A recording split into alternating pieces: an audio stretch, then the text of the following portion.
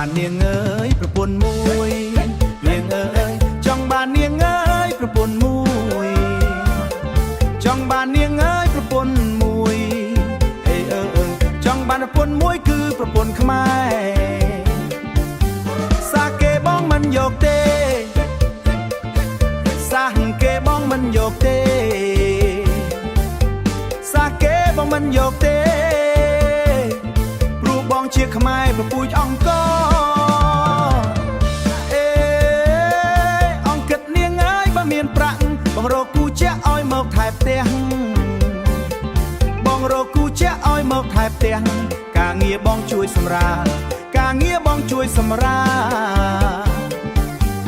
ការងារបងជួយសម្រាលការងារបងជួយសម្រាលចង់បានប្រពន្ធមួយពីបាក់ដល់ម្លឹង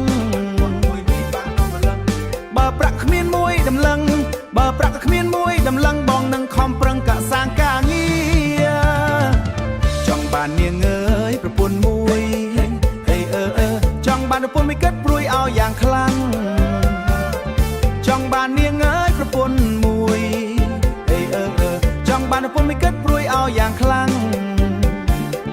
បើសិនឲ្យយកជាតិសាដតីបើសិនឲ្យជាតិសាដតីចិត្តបងមិនចង់ឡើយស្រី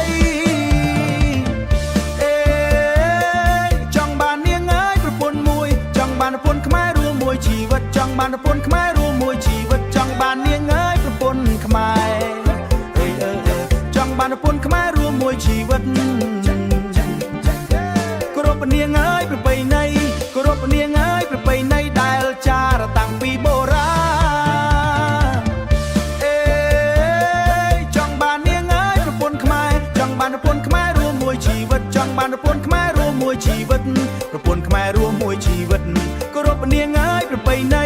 គោរពនាងអើយប្រពៃណ